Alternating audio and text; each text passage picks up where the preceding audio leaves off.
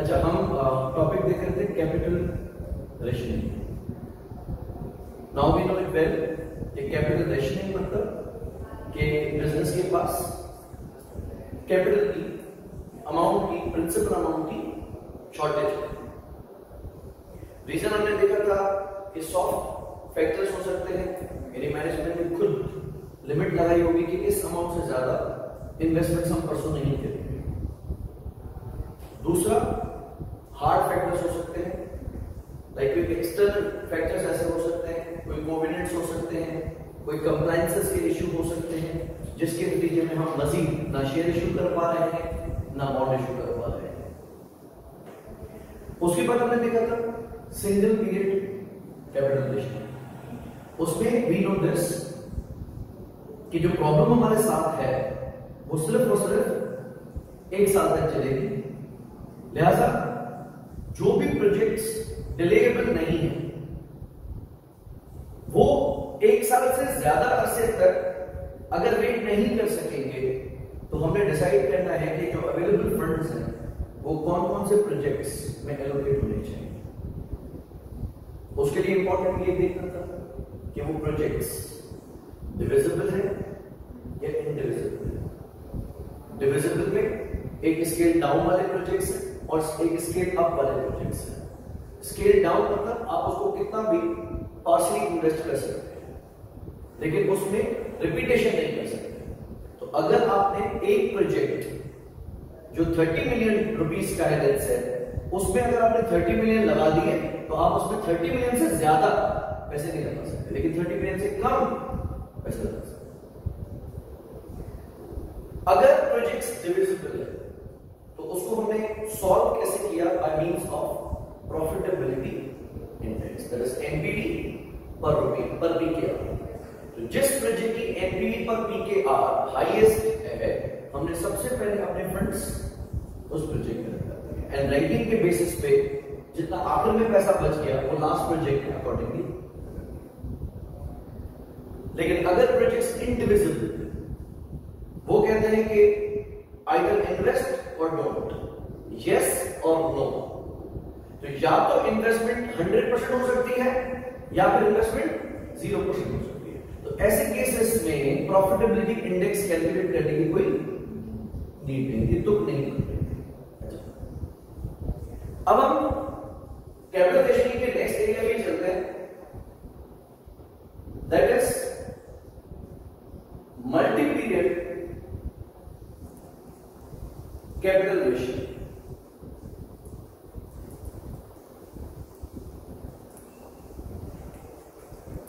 यानी अब जो शॉर्ट सप्लाई ऑफ कैपिटल है, ये मसला सिर्फ इस साल का नहीं है, लेकिन ये मसला हमेशा के लिए चलेगा।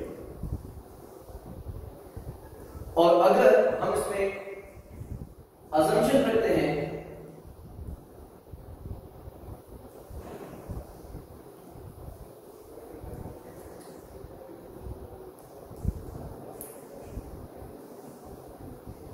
डिविजिबल प्रोजेक्ट्स, दैट मीन्स कि जो प्रोजेक्ट्स अवेलेबल हैं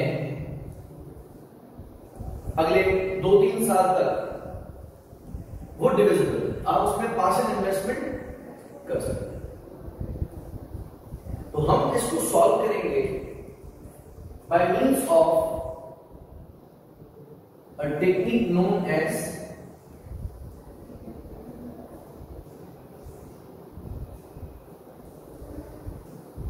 लीनियर प्रोग्रामिंग। कभी कभी सुन के स्टूडेंट्स शायद इस बात के मुगालते में चले जाएंगे इसमें कोई प्रोग्रामिंग नहीं, कंप्यूटर्स का काम है। This has nothing to do with the computer programming. हाँ, अगर इसको एक्सेल पे या डिजिटली किया जाए तो बहुत ही exact answer in a matter of seconds आ सकता है, लेकिन जब हम उसको मैन्युअली करेंगे तो this will take bit long. So programming से मकसद हमारा कोई कंप्यूटर प्रोग्रामिंग नहीं है, कोई सॉफ्टवेयर प्रोग्रामिंग नहीं।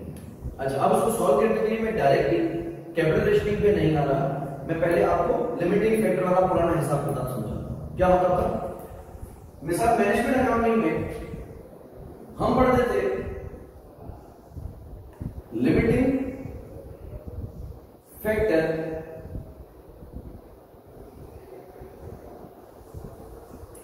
एनालिसिस।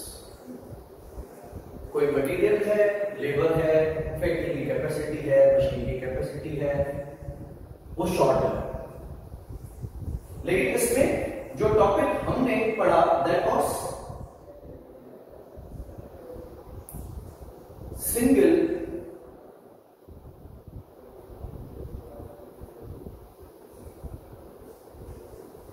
Limiting factor. कभी किसी सवाल में ऐसा बताता था कि लेबर के मैक्सिमम कितने आवर्स मिल सकते हैं, मटेरियल के मैक्सिमम कितने किलोग्राम्स प्रोड्यूस हो सकते हैं, मशीन ज्यादा से ज्यादा कितने घंटे चल सकती है। फिर हम पहले कैलकुलेट करते थे कि कौन सा रिसोर्स बाइंडिंग रिसोर्स है। बाइंडिंग का मकसद कि जितनी हमारी डिमांड है उसको फुलफिल करने में कौन सा रिसोर्स रुकावट है। तो लिमिटिंग फैक्टर्स में जब सिंगल आता था हम कैलकुलेट करते थे किसी भी रिसोर्स की रिक्वायरमेंट, अगर किसी भी रिसोर्स की रिक्वायरमेंट इज ग्रेटर देन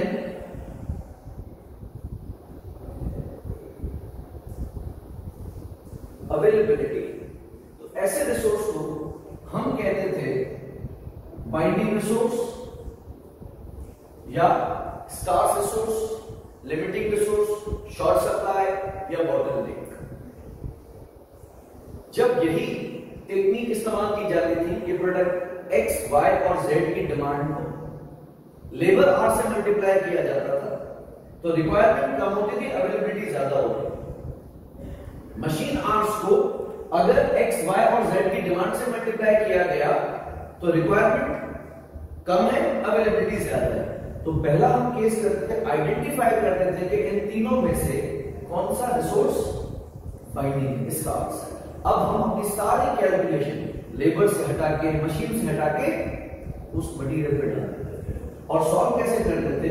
हम रिक्वायरमेंट आइडेंटिफाई करने के बाद रैंकिंग करते थे on basis of contribution margin पर केजी। लेट्स से इसको बराबर हम कहते हैं लिमिटिंग फैक्टर, कंट्रीब्यूशन मार्जिन पर लिमिटिंग फैक्टर। लेकिन अगर हम स्पेसिफिक होकर बात करेंगे so that would either be the contribution margin पर केजी, कंट्रीब्यूशन मार्जिन पर लेबर आवर या कंट्रीब्यूशन मार्जिन पर मशीन आवर। ये तब होता था जब लिमिटिंग फैक्टर या बाइंडिंग रिसोर्सेस एक होता था। अगर किसी सवाल में मल्टीपल लिमिटिंग फैक्टर्स आ जाते हैं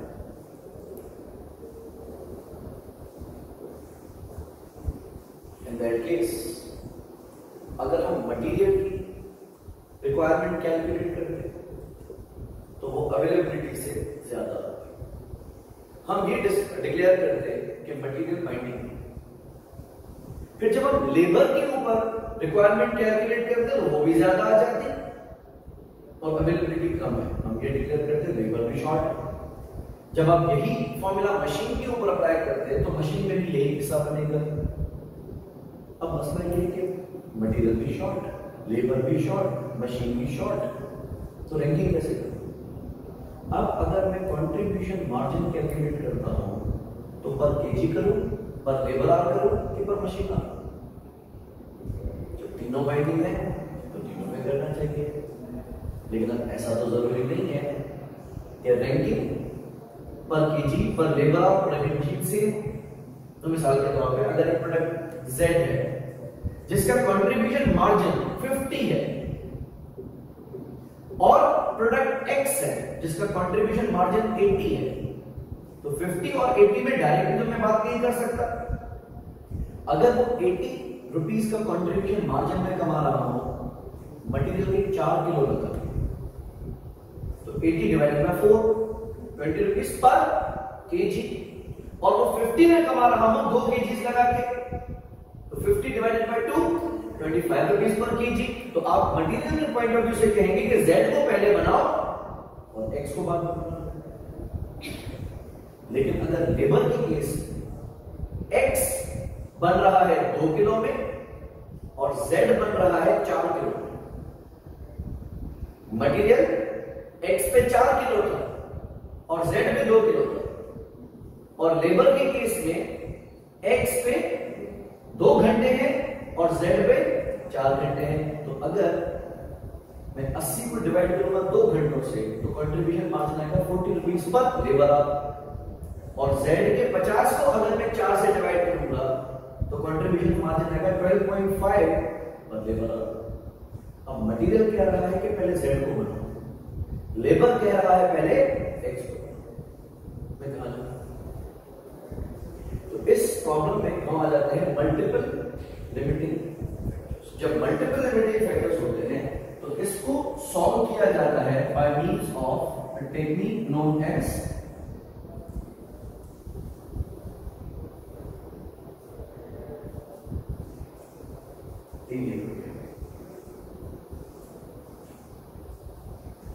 लीनियर प्रोग्रामिंग में पहले आप ऑब्जेक्टिव बनाएंगे कि आप हासिल क्या करना चाहते हैं, जिसको हम कहते हैं ऑब्जेक्टिव फंक्शन। यूजुअली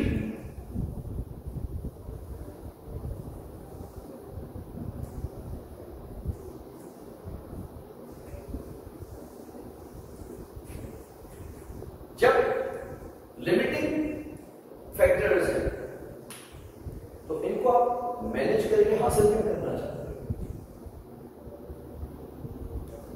अब आप मैनेज करना चाहते हो कि हम बेस्ट पॉसिबल प्रोडक्शन करें, बस best possible number of units X बनाए and best possible number of units Z बनाए। हासिल क्या करना चाहते हो?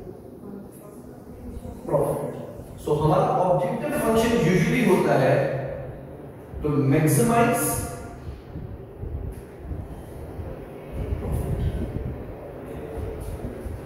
कभी कभार इसका ऑब्जेक्टिव होता है टू मिनिमाइज द कॉस्ट। तो या तो इसका ऑब्जेक्टिव फंक्शन हो सकता है टू मिनिमाइज द कॉस्ट, या इसका ऑब्जेक्टिव फंक्शन हो सकता है टू मैक्सिमाइज द कंट्रीब्यूशन और मैक्सिमाइज द प्रॉफिट। अच्छा, जब हम कैपिटल रेशियो की बात करते हैं, so we have got multiple projects and all projects are offering us a positive NPV. तो अगर आपके पास हाथ इजाजत देता है, पैसे हैं, तो हमें कौन से प्रोजेक्ट्स लेने चाहिए? सारे। लेकिन अगर मेरे पास इतने पैसे नहीं है तो मैं अकॉर्डिंगली एक डिसीजन लेना चाहता हूं। हासिल क्या करना चाहते हो? Maximum NPV. ठीक। अच्छा, लीनियर प्रोग्रामिंग की अब एक लिमिटेशन। लीनियर प्रोग्रामिंग का फायदा यह है कि आप अगर एक से ज्यादा दिक्कतें मेरे सामने रखते हैं, हिंड्रेंसेस सामने रखते हैं, परेशानियां मेरे सामने रखते हैं, तो मैं सारे परेशानियों को मुंह दे दूंगा। अगर आप कहते हो कि मटेरियल में एक मटेरियल प्लास्टिक लगता है, दूसरा मटेरियल आयरन लगता है, तीसरा मटेरियल स्टील लगता है, तीनों शॉर्ट है, स्किल लेबर भी शॉर्ट है तो सेमी स्किल लेबर भी शॉर्ट है। जब मशीन की कैपेसिटी वर्किंग आवर्स कम है तो फैक्ट्री के भी वर्किंग आवर्स कम है, वहां भी बिजली नहीं आ रही है। मैं कहता हूं 10 मसले बता दो, मैं 10 मसलों को बोल दूंगा। लेकिन अगर आप कहते हैं कि मैं 2 से ज्यादा प्रोडक्ट्स बनाने के बारे में सोच रहा हूं, लीनियर प्रोग्रामिंग में बनाते graph, x axis y axis. x axis बताएगा कि आपको कितने number of units of x बनाने चाहिए, और y एक्सिस बताएगा कि आपको कितने number of units of product z बनाने चाहिए। तो अगर मैं कहता हूं y भी तो है, तो लीनियर प्रोग्रामिंग आ जाएगा। उसके लिए फिर सिंप्लेक्स की तरफ जाया जाता है, जो कि हमारे सिलेबस का पार्ट है। इनफैक्ट पूरे आईटीआई में भी अपने किसी दौर में हुआ करता था सिंप्लेक्स, हमारे पास सिंप्लेक्स नहीं है। ठीक उसी तरीके से कैपिटल रेशनिंग में आप ये डिसाइड करना चाहते हो कि कितने फंड्स मैं मुल्तान प्रोजेक्ट में लगाऊं, कितने फंड्स मैं कराची प्रोजेक्ट में लगाऊं, कितने फंड्स में पेशावर प्रोजेक्ट में लगाऊं। तो ये क्या कहते हैं, मैक्सिमम प्रोजेक्ट्स जिनको मैं रिजॉल्व कर सकता हूं वो 2 हो सकते हैं। अब मैं तो आप कनेक्ट भी करता हूं, पहले ये करवाऊंगा फिर उसको। ऑब्जेक्टिव फंक्शन, इस केस में हमारा objective is to maximise the profit. तो इसके लिए हम क्या करेंगे, हम एक इक्वेशन बनाएंगे। कंट्रीब्यूशन मार्जिन कैलकुलेट करेंगे x का और उसको मल्टीप्लाई करेंगे x।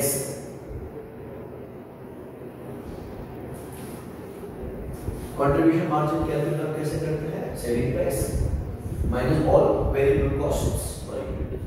तो जितना कंट्रीब्यूशन मार्जिन हमें पर यूनिट मिल रहा है उसको मल्टीप्लाई किया x। यहां पे ये x का मतलब क्या है, number of units of x, जो कि मेरा अल्टीमेट फैसला होगा कि आप कितने number of units of x बनाए और कितने number of units of y बनाए, plus contribution margin of y multiplied by same. So y का पर यूनिट कंट्रीब्यूशन और y का टोटल वॉल्यूम, जो मैं आखिर में आपको बताऊंगा आप इस सारी टेक्निक के आखिर में। This should be equal to contribution, कुछ भी लिख दो, z लिख दो कुछ, और मेरा ऑब्जेक्टिव इस TCM को लेकर टोटल कंट्रीब्यूशन मार्जिन है, इसको मैक्सिमाइज करना। तो आप बराए करना मुझे x और y की वो वैल्यूज निकाल के देना जिस पे मेरा TCM मैक्सिमम पॉसिबल। ठीक है, आपने पहले डिफाइन कर दिया ऑब्जेक्टिव फंक्शन के हासिल क्या करना चाहते हैं। कैपिटल रेशनिंग में भी हमारे सामने कितने प्रोजेक्ट्स का ऑप्शन होगा, दो से ज्यादा अगर आपने प्रोजेक्ट्स मुझे दिए मैं हाथ जोड़ूंगा, लीनियर प्रोग्रामिंग हाथ जोड़ेगा, तो ये इसकी लिमिटेशन। ओके, हासिल क्या करना चाहते हैं, NPV of product x, sorry project x, और मल्टीप्लाई करेंगे with the proportion of project x, क्योंकि हम x के नंबर ऑफ प्रोजेक्ट्स को नहीं ले सकते, लेकिन x डिविजिबल है। तो आप ये बताएंगे वहां पे x का मतलब होगा proportion of project x and this is proportion of project y। तो कितने फीसद फंड्स, मतलब x का हम कितना फीसद उड़ा सकते हैं और y का हम कितना फीसद उड़ा सकते हैं। जबकि इस केस में आप जितने नंबर ऑफ यूनिट्स बना के बेचना चाहो there is a maximum demand, उससे ज्यादा यूनिट्स बनाने का कोई फायदा ही नहीं। अच्छा, दूसरा हम आएंगे जिसको कहा जाता है डिफाइन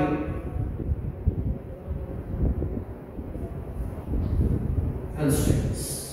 कंस्ट्रेंट्स मतलब रुकावटें, ऑब्स्टिकल्स, हिंड्रेंसेस, बॉटलनेक्स, परेशानियां हैं, हम अपनी परेशानियां डालते जाएंगे। Let's say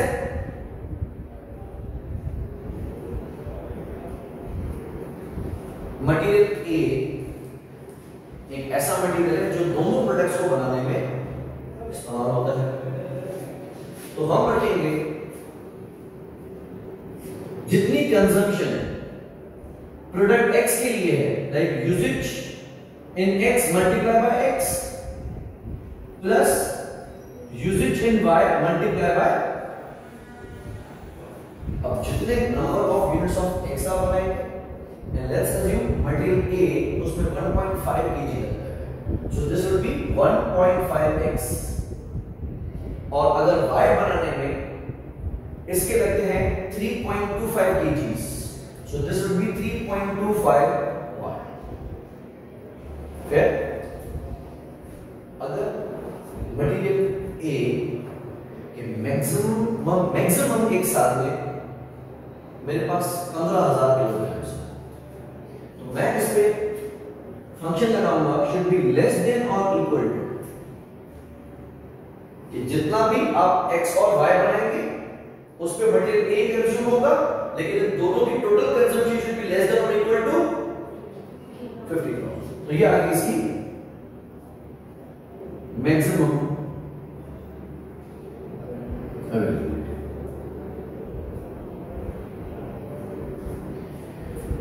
We'll repeat the same for for skilled labor, for unskilled labor, for machinists, जितने भी प्रॉब्लम्स हैं। अगर किसी प्रोडक्ट का मिनिमम ऑर्डर आप ले चुके हैं, सही में होता था कि इसका हम इतना ऑर्डर तो एक्सेप्ट कर चुके हैं, तो उतना तो लाजमी है। आप कहेंगे मिसाल के तौर पे x से मैं 1500 यूनिट्स का ऑर्डर ले चुका हूं, तो मैं कहूंगा x should be greater than और इक्वल टू 1500। इसे नीचे नहीं आ सकता, इसे ऊपर जा सकता है, इसे नीचे नहीं आ सकता।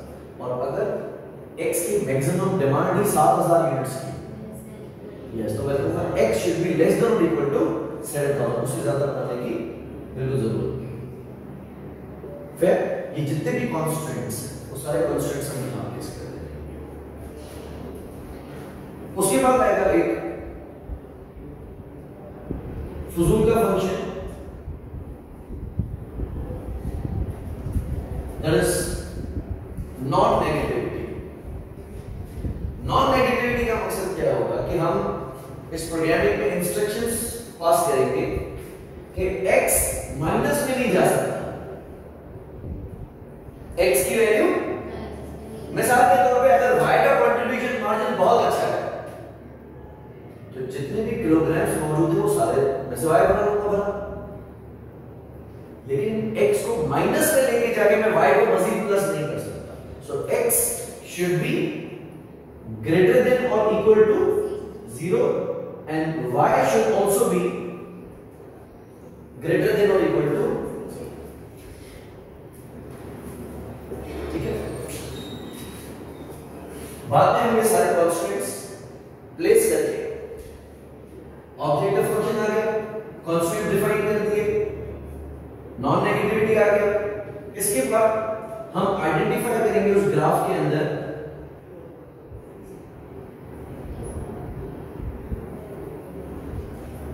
feasible region, and feasible region will have some intercepts, कुछ पॉइंट्स होंगे और उन पॉइंट्स में से हम आइडेंटिफाई करेंगे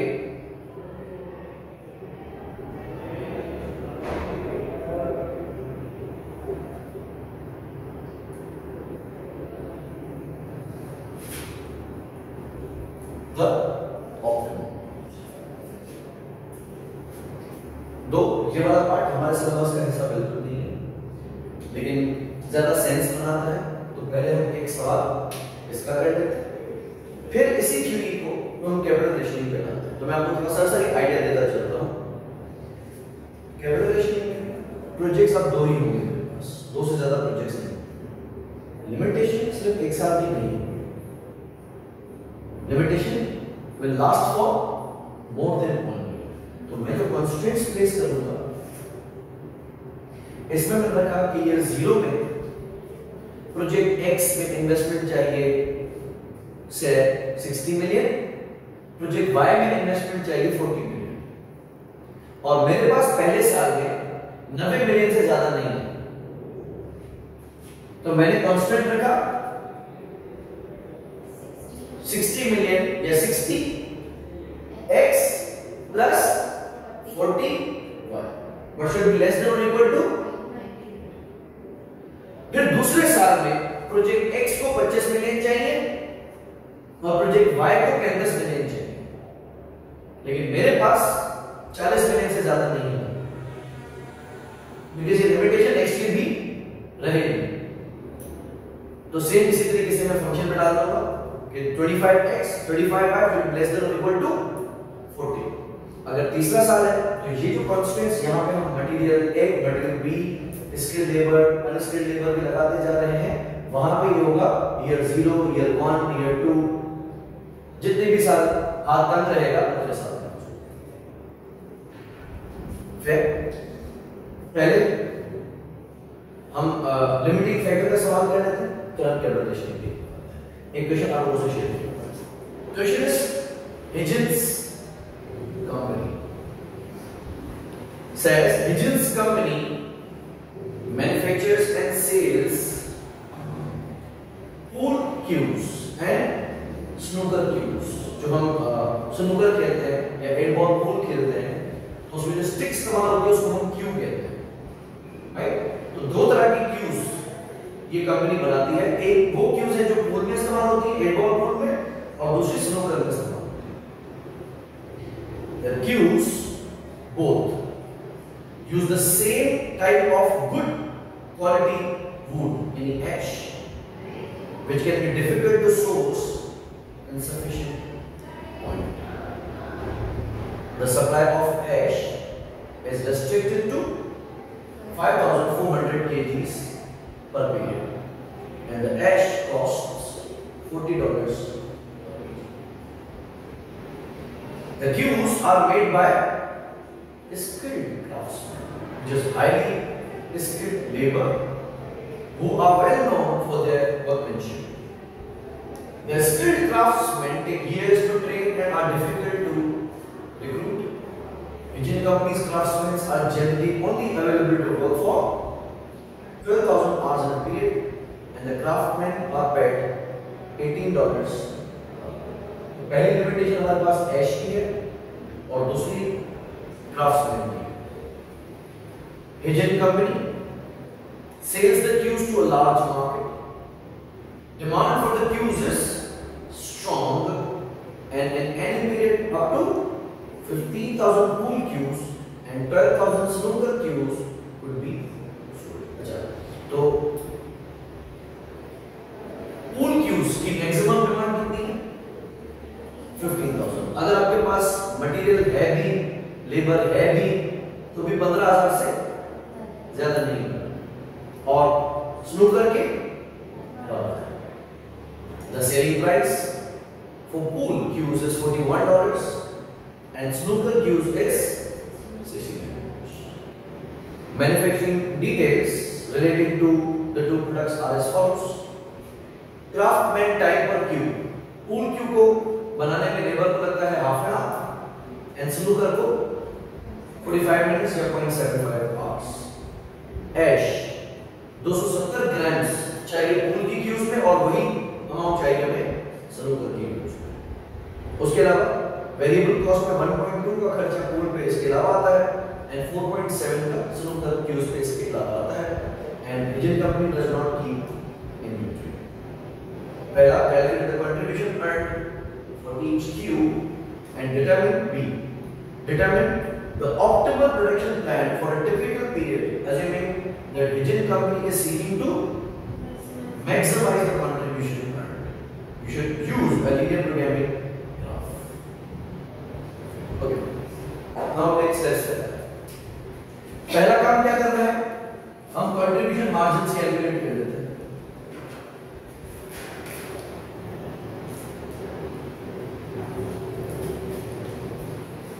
प्रोडक्ट्स कितने टाइप के हैं? दो।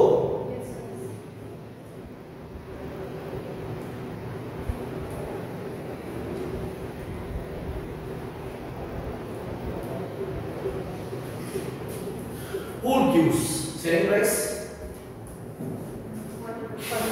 41 and snooker minus ash. Ash का 1 kg कितने का है? 40, और कितने किलोस लग रहे हैं? 270 ग्राम, यानी 0.27 किलो, और 1 किलो आपने बताया 40 का। दोनों में सेम है।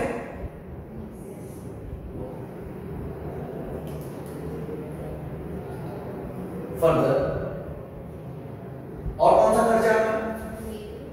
लेबर। कितना टाइम लगना है पूल क्यूब बनाने में लेबर को? 0.5, आधा घंटा।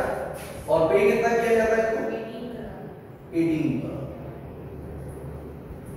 और उधर टाइम है 0.75 का, 18 का। और कोई खर्चा? Other variable cost pool cube की कितनी है? 1.20 एंड स्नूकर की 4.7।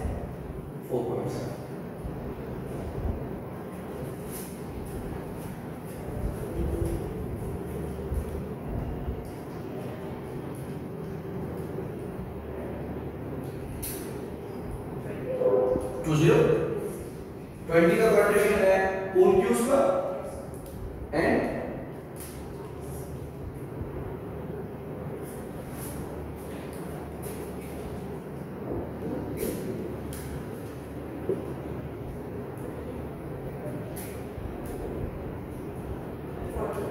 और 0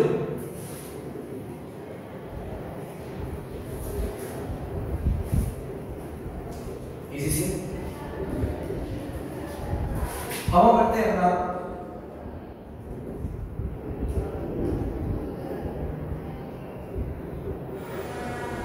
ऑब्जेक्टिव फंक्शन।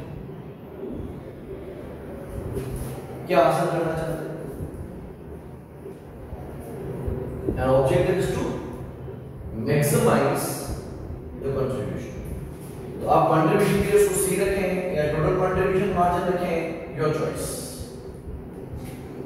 कितना कंट्रीब्यूशन कमा सकते हैं?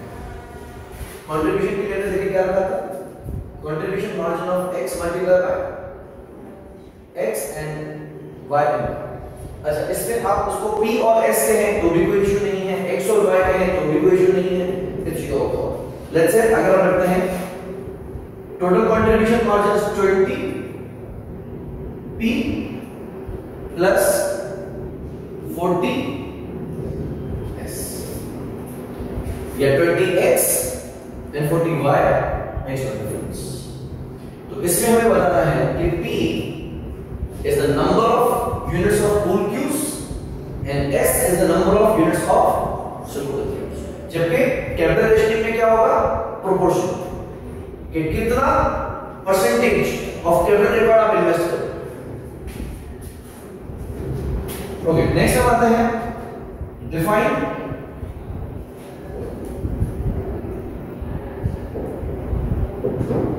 कंस्ट्रेंट्स।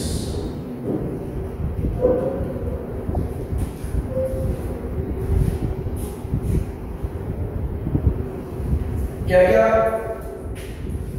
शॉर्ट है? पहला ऐश,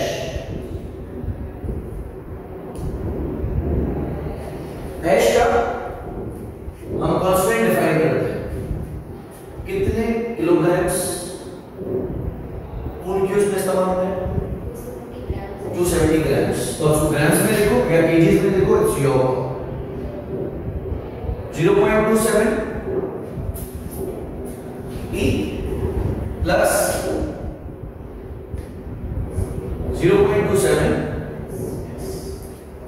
तो जितने भी पी बनेंगे उसमें 0.27 ग्राम केजी से इस्तेमाल होंगे और जितने भी एस बनेंगे उसमें। लेकिन दोनों की वैल्यू कितनी होनी चाहिए कि एश की क्वांटिटी कितनी कंज्यूम होनी चाहिए? 5400 या उससे। So this should be lesser than और equal to 5000।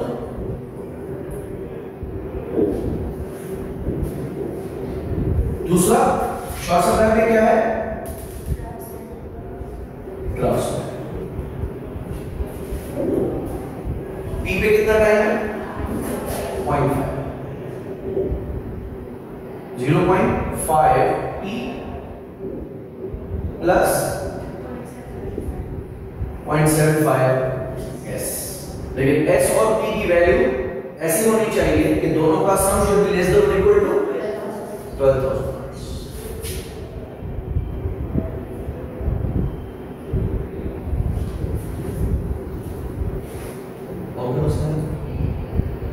Resources.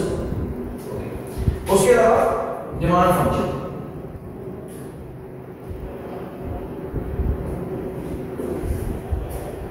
The quantity of P produced should be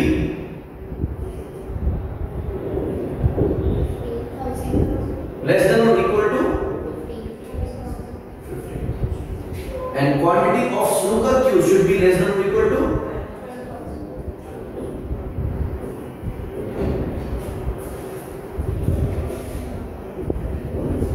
फुजूल function.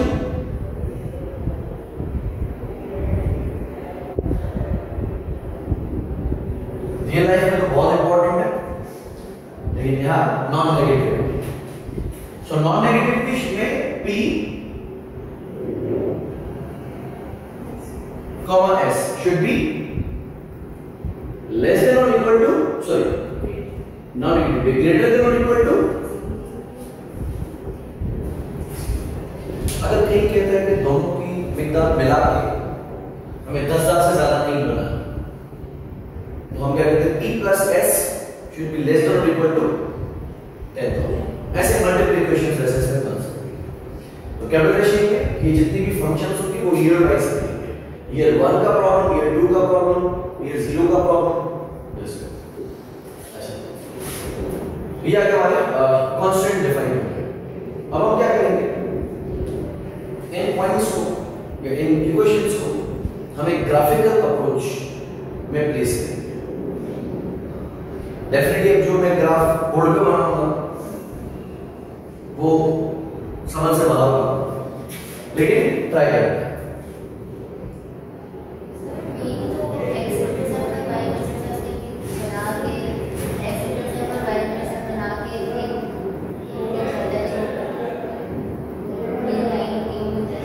हाँ, कैसे बनती है वो? राइट. वो हम क्यों करते हैं उसकी लॉजिक आज हम डिस्कस करते हैं. याद बड़ी व्यू पर मसला है. अच्छा, अब हम इसमें एक रखते हैं x axis, let's say x axis पे हम क्या रखते हैं p, और y एक्सिस पे हम रख रहे हैं ये ग्राफ का पॉइंट तो 0 0 हो गया, सही. अच्छा, अब हम इसमें कोई स्पेस रखते हैं मामूली,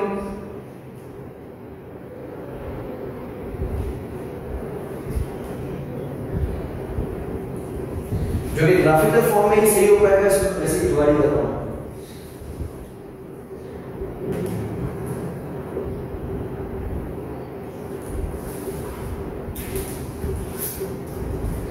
अच्छा, इस ग्राफ की वैल्यूज आपने कितनी देनी है वो आपने देखना है कि आप ग्राफ में मैक्सिमम वैल्यू कितनी जा रही है. कभी भी जो स्टूडेंट्स बनाता है वो ऐसा ग्राफ होता है जो पेपर से बाहर जा रहा होता है, और कभी इतने बड़े ग्राफ में सिर्फ यहां तक लाइन जा रही होती है. सो इट्स बेटर कि हम देखें हमारा ग्राफ में मैक्सिमम वैल्यू ऑफ p और मैक्सिमम वैल्यू ऑफ जाती है. लेट्स से हम पहले कांस्टेंट्स की बात करते हैं. h के आपके पास कितने kgs मौजूद हैं? 5600. हम पहले ये अज्यूम करते हैं कि इसमें पूल क्यूब एक भी नहीं बना. So if p is equal to 0, एक भी नहीं बनाते, और अवेलेबल एश सारा का सारा समुद्र क्यूब्स को दे देते हैं. तो अगर एक क्यूब 0.27 kg से बनती है तो 5400 kg से कितने समुद्र क्यूब्स बन सकते हैं? 20. तो इस केस में एस की वैल्यू मैक्सिमम जा रही है 20,000, और पी की वैल्यू भी मैक्सिमम जा रही है ऑफ कोर्स से. So if x equal to 0, y की वैल्यू क्या आएगी, and if y is equal to 0 तो x की वैल्यू क्या आएगी. इसमें भी assuming कि अगर हम s बनाते ही नहीं है स्नूकर तो पूल क्यूब्स मैक्सिमम कितनी बन सकती हैं, और अगर पूल क्यूब्स एक भी नहीं बनाते तो स्नूकर क्यूब्स कितनी बन सकती है. Same goes with craftsman. Craftsman के पास 12,000 घंटे हैं. अगर ये सारे के सारे घंटे स्नूकर क्यूब्स को दे दिए जाए, राइट, तो p would be equal to 0. 12,000 divided by 0.75, 16,000.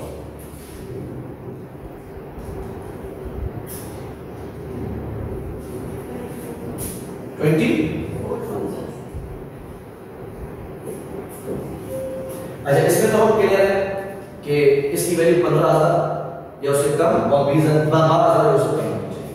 That means हमारे इस x और y में जो मैक्सिमम वैल्यू जा रही है वो 24,000 की जा रही है. तो अगर हम पॉइंट्स काउंट करते हैं कि ग्राफ में हम कितनी पॉइंट्स रख रहे हैं, 1 2 3 4 5 6 7 8, और मैक्सिमम मुझे कहां तक जाना है 24,000 तक. तो हर पॉइंट में डिस्टेंस कितना? 3,000. So this is 3 6 9 12 15 18 21 24, and same distance हमें यहां पे मिला.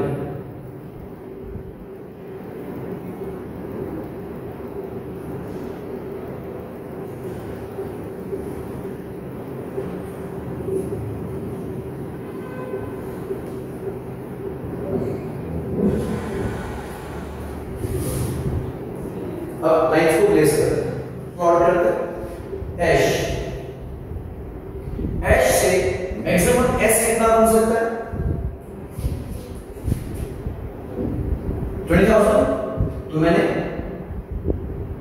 यहां 20,000 पे डॉट प्लेस कर दिया। एंड मैक्सिमम P कितना बन सकता है? 20,000। या मैंने डॉट प्लेस कर दिया। एंड देन हमने स्केल से इन दोनों पॉइंट्स को कनेक्ट किया। मेरे वाले पॉइंट को डिनोट करना कि लहराता हुआ जाएगा, लेकिन इस लाइन को आप किसी तरीके से डिनोट करेंगे कि ये लाइन किस चीज की जा रही है। तो ये लाइन है एश। अगर आप इसको प्लॉट करते हैं एज ए बी तो भी मसला नहीं है, आप इस लाइन के साथ ए और बी भी प्लेस कर सकते हो। बस ये किसी तरीके से डिनोट करना है कि ये लाइन किस चीज की जा रही है। ये एश की लाइन है। दूसरी लाइन आती है क्राफ्ट्समैन की। क्राफ्टमैन में एस कहां जा रहा है? 16,000।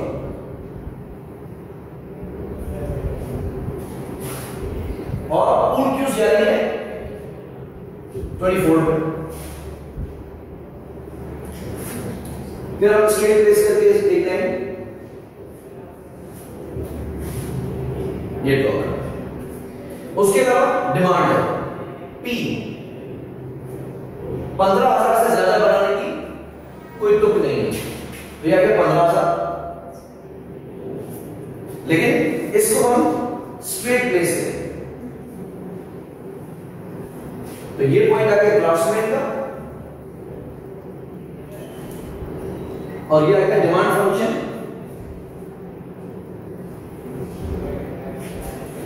P equals to 15,000 and S equals to 12,000।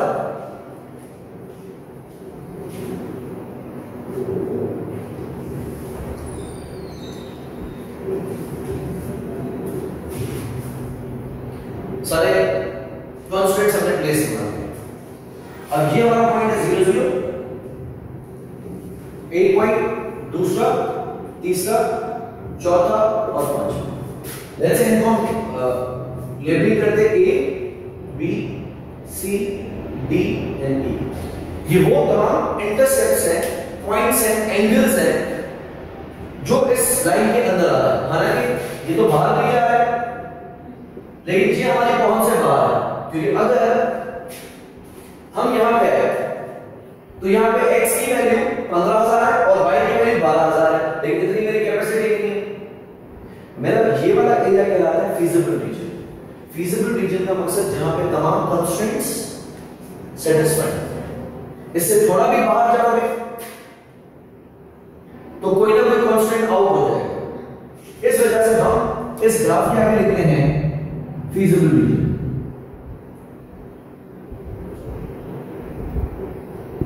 Graph में अक्सर क्या किया जाता है, इस फीजिबल रीजन को शेड कर दिया जाता है। जैसे पेंसिल से हल्का हमने इसको शेड कर दिया और ग्राफ के बराबर में लिख देने में जो शेडेड एरिया है वो फीजिबल रीजन है। या दूसरा तरीका हो सकता है कि हम इसकी पॉइंट्स स्पेसिफाई कर दें, that 0 A B C D E। ये तमाम पॉइंट्स हमारे फीजिबल रीजन्स। फिर now the next step is कि इस फीजिबल रीजन में जो भी हमारा मैक्सिमम कंट्रीब्यूशन जनरेटिंग पॉइंट है हम वो डिसाइड करेंगे, इनफैक्ट डिटरमाइन करेंगे, नॉट डिसाइड, डिटरमाइन करेंगे। अच्छा, यहां पे ना x बन रहा है ना y बन रहा है। एक पॉइंट की वैल्यूज हमें बिल्कुल क्लियर है नहीं, क्योंकि a भाई सारे के सारे सिर्फ और सिर्फ स्नूकर क्यूज बन रहे हैं, पूल क्यू 0 है। इसी तरीके से ई पॉइंट भी मुझे बिल्कुल क्लियर है कि सारा का सारा अवेलेबल रिसोर्स हम किसको दे रहे हैं, पूल क्यूज को दे रहे हैं, स्नूकर क्यूज को कुछ नहीं दे रहे। डी पे ई की वैल्यू क्लियर है विच इज 15,000, लेकिन ऐसे ही वैल्यू हमें स्केल के थ्रू आइडेंटिफाई करनी पड़ेगी। सी पे दोनों की वैल्यू अनसर्टेन है, स्केल के थ्रू आइडेंटिफाई करनी पड़ेगी। बी पे एस की वैल्यू क्लियर है लेकिन पी की वैल्यू आइडेंटिफाई करें, तो अगर हम स्केल के थ्रू उसको आइडेंटिफाई करें तो भी बन सकता है। या दूसरा सॉल्यूशन क्या होता है, साइमल्टेनियस इक्वेशंस। अगर हम इन पॉइंट्स पे स्पेसिफाई करें कि s और p की वैल्यू कितनी है और उन वैल्यूज को उठा के हम कंट्रीब्यूशन ऑब्जेक्टिव फंक्शन में प्लेस कर दें, तो जिस पॉइंट पे हमारा कंट्रीब्यूशन मार्जिन मैक्सिमम आएगा हम उस पॉइंट को ऑप्टिमम डिक्लेयर करेंगे। फिर तो इन पॉइंट्स को हम सॉल्व करेंगे, उसके लिए मैं ये पार्ट ओके। अब हम फीजिबिलिटी के पॉइंट्स ऑब्जर्व करते हैं। पहला पॉइंट है लेट्स से 8,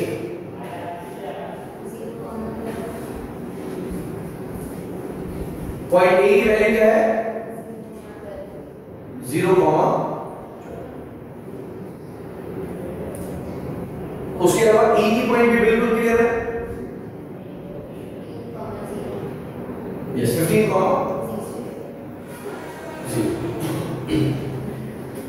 उसके बाद हम आते हैं बी, 6 या 7 okay, so because we already know the value of s, अच्छा इस पे आप देखो इक्वेशन कौन सी टकरा रही है, बी में जो इंटरसेक्शन है वो कौन सी दो लाइंस का है, एक डिमांड फंक्शन का और ये वाली लाइन किसकी है, क्राफ्ट्समैन की। तो हम इस पे क्राफ्ट्समैन की लाइन को पुट करेंगे फंक्शन को। क्राफ्ट्समैन की लाइन क्या है 0.5 p plus 0.75 s, and this should be lesser than or equal to 12,000। जी जी जी जी। तो हम इस ही इक्वेशन में क्यों डाल रहे हैं, मेरा सवाल है हमने एश की लाइन में क्यों नहीं डाला। It is important to understand कि जो लाइन इंटरसेक्ट कर रही है हम उसी पे डालेंगे, तो इसमें हमें एस की वैल्यू बिल्कुल क्लियर है। So it remains 0.5p plus 0.75 s की वैल्यू क्या बनी 12,000।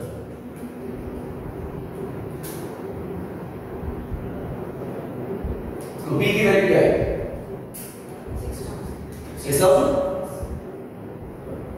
सो एट पॉइंट b हमारी वैल्यूज हैं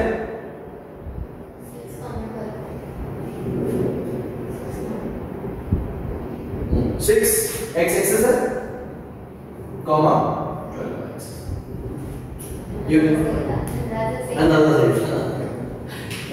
ऐसा कि डी पे भी हम काफी हद तक क्लियर है। पॉइंट डी पे टकरा कौन रहा है, एक डिमांड फंक्शन है और दूसरा कौन है एश की लाइन। एश की लाइन क्या थी 0.27p plus 0.27s and limit is 5400। इसमें भी कौन सी वैल्यू पता है हमें, p की वैल्यू पता है, सॉरी s की वैल्यू पता है नहीं, p की वैल्यू पता है 15। 0.27 into 15 plus 0.27s 5400, s की वैल्यू क्या आ रही 5000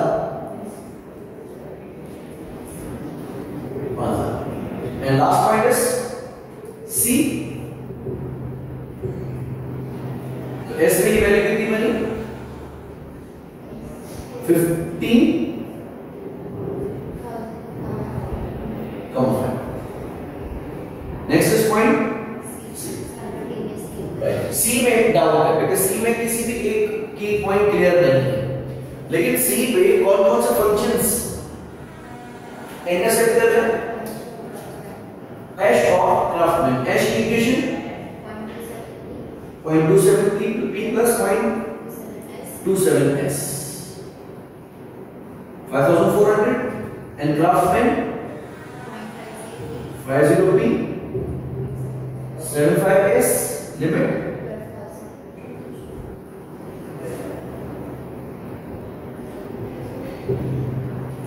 इनको हम करेंगे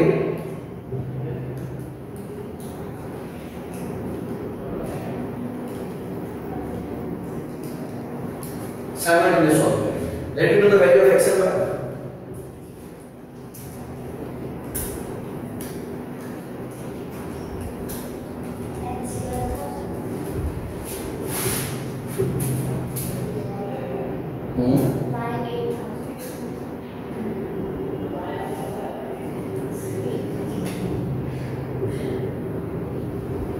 x और y लिख देना। ठीक है, अच्छा अब उसमें TCM का फंक्शन प्लेस है,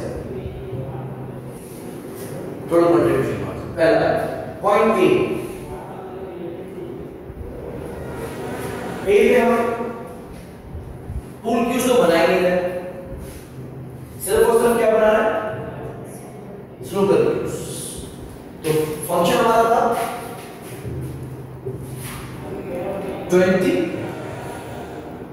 मल्टीप्लाई बाय पूल क्यूज कितनी है 0 प्लस 40 मल्टीप्लाई बाय फंक्शन क्या था 12,000 कितना 4 lakh.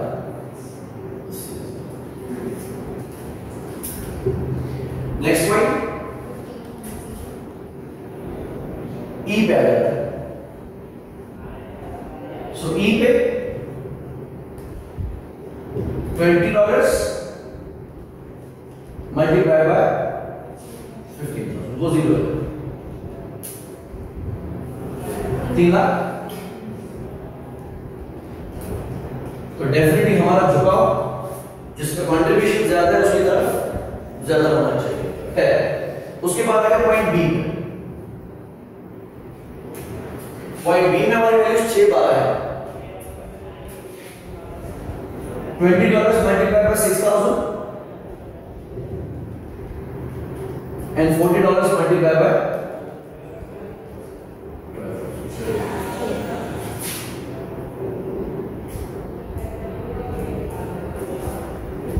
6। Point D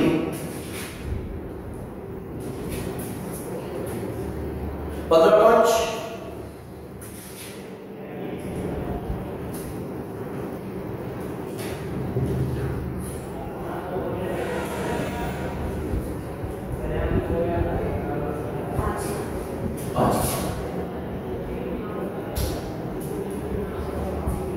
last point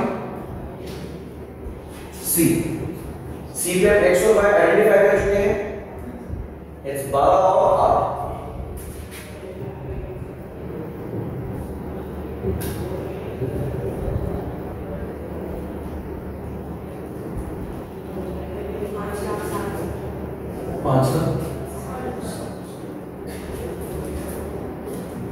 सबसे ज्यादा बी है। सो हम इसमें से आइडेंटिफाई करेंगे the optimum point is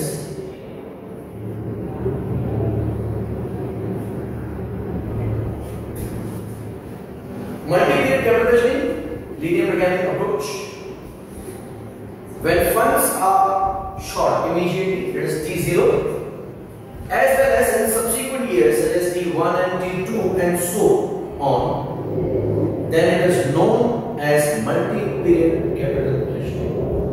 Single period में problems भी इस साल तक थी और पैसों की जरूरत भी इस साल तक थी।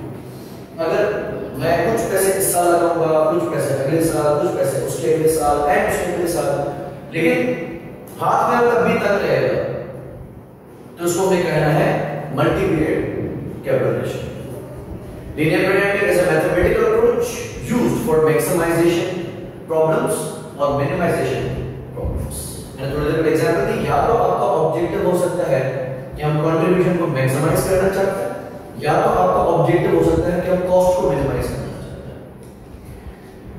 In multi-period capitalization, this approach is used to identify the proportion of each project to be undertaken. अभी जो हमने की उसमें x का मकसद number of units of pool cues है और y का मकसद number of units of snooker cues है। जबकि इसमें आप नंबर ऑफ प्रोजेक्ट्स की बात नहीं करोगे, प्रोजेक्ट एक ही होगा, कितना प्रोपोर्शन लिया जाएगा of project X and project Y would be X amount. To maximize the total NPV within limited funds. In this approach, it is assumed that the projects are divisible. Linear programming approach with graph is used when company is facing shortage only for multiple periods, but two investment opportunities are under consideration. इसमें दो limitations और आ गई।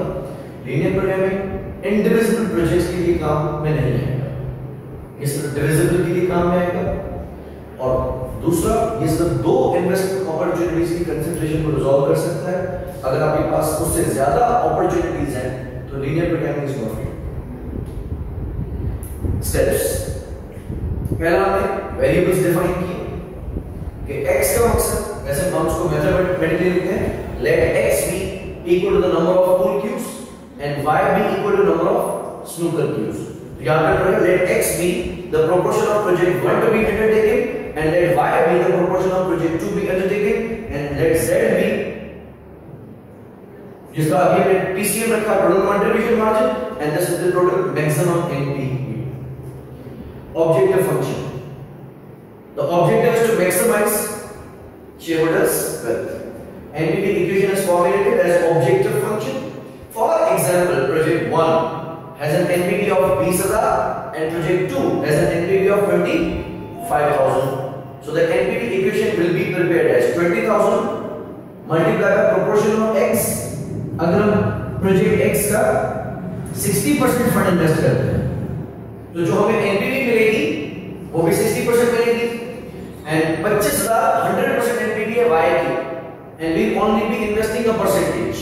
So if we are only taking 30% of y investment तो हम 25,000 का 30% से कमा सकते हैं and that equals to the total maximum NPV।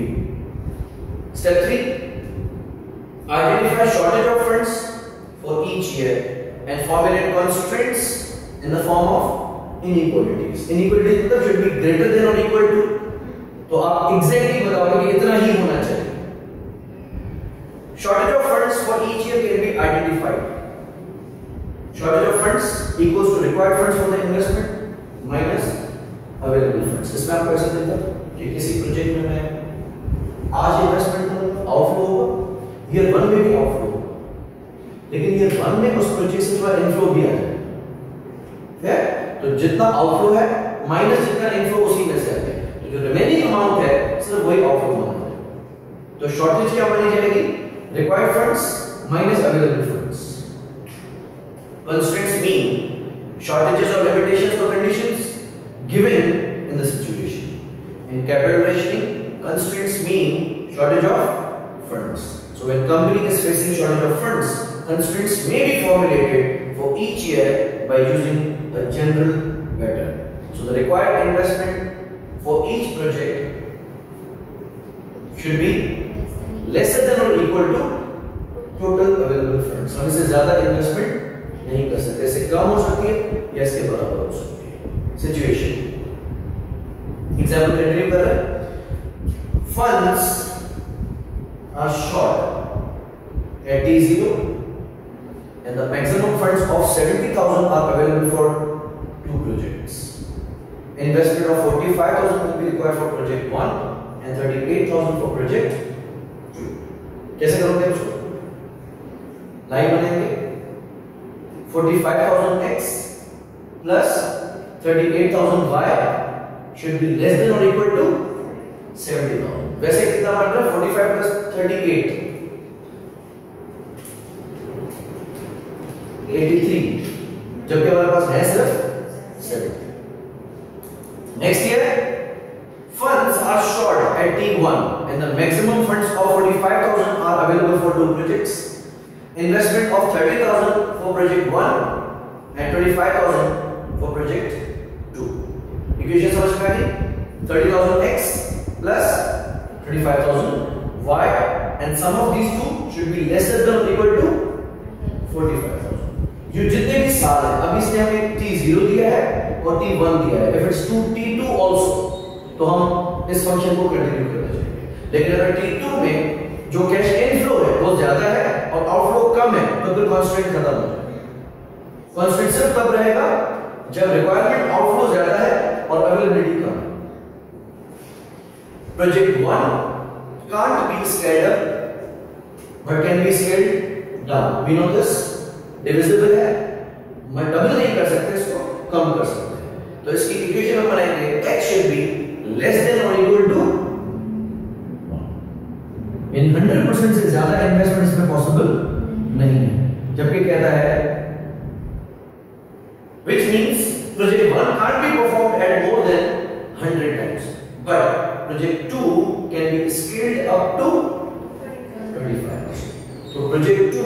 कितना दे सकते हैं 1.25 से ज्यादा नहीं होना चाहिए, उससे कम चल सकता है। सो y should be lesser than or equal to 1.25, जैसे आपने यहाँ पे 12,000 और 15,000 की डिमांड इक्वेशन प्लेस की थी कि इससे ज्यादा नहीं होनी चाहिए, ये उसकी डिमांड फंक्शंस है। नेक्स्ट फजूल चीज, answer of x and y can't be negative, so non-negativity constants are formulated. X should be greater than or equal to 0 and y should be greater than or equal to 0. हम constants को plot करेंगे, so all constants are solved to find out their coordinates and then each constant is plotted on the graph. For instance, पहली equation हमने क्या बनाई थी 45,000 x and 38,000 y। तो इसमें हम अज्यूम करेंगे कि अगर हम y को ₹1 भी नहीं देते, y में इन्वेस्टमेंट ही नहीं करते और सारी की सारी इन्वेस्टमेंट अगर x में कर देते हैं तो x की वैल्यू 1 हो जाएगी, यानी 70,000 हो जाएगी। और अगर हम x में ₹1 भी इन्वेस्ट नहीं करते, सारे के सारे पैसे y में लगा देते हैं तो y की वैल्यू 70,000 हो जाएगी। तो एक को 0 करेंगे तो दूसरी की वैल्यू निकालेंगे, अब क्या होगा, सो 70,000 डिवाइडेड बाय 45,000, ये आ जाएगी value of x, right, and 70,000 divided by 38,000 would be the value of y। क्या है, इसने डायरेक्टली फर्स्ट ईयर की इक्वेशन उठाई है T1 जो कि है 30,000x plus 25,000y should be less than or equal to 45,000. So take x as 0, the value of y would be 1.5, and take y equals to 0, the value of x would be 1.8, क्योंकि एक 0 हो जाएगा और बाकी दूसरा जाकर उसमें divide हो जाएगा। तो ये हमने y x और x एक्सिस पे एक लाइन प्लेस की है, एक 1.5 पे, एक 1.8 पे। Next, identify feasible areas and it's corner points. अच्छा, हमारे पास कितनी लाइंस आ रही हैं कांस्टेंट्स में? All together 4। एक T0 की लाइन है, एक T1 की लाइन है, एक डिमांड फंक्शन ऑफ x है और एक डिमांड फंक्शन ऑफ y है। लाइन देख सकते हैं?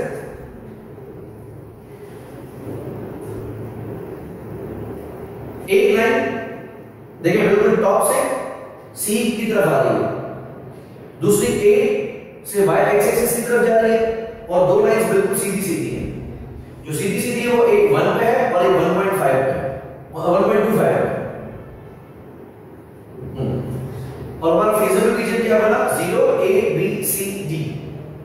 A पे हमारी वैल्यूज बिल्कुल क्लियर है, D पे भी हमारी वैल्यूज क्लियर है, C पे x एक्सिस की वैल्यू क्लियर है, y निकालना पड़ेगा और B पे दोनों वैल्यूज अनक्लियर है। अच्छा, अब B पे देखते हैं कि इक्वेशन टकरा कौन सी देंगे। T0 और T1 की इक्वेशन टकरा रही है। T0 की इक्वेशन क्या है? 45,000 x plus 38,000 y should be equal to 70,000। और दूसरी इक्वेशन T1 की है 30,000 x plus 25,000 लिमिट 45,000। इनको हम साइमल्टेनियसली सॉल्व करेंगे।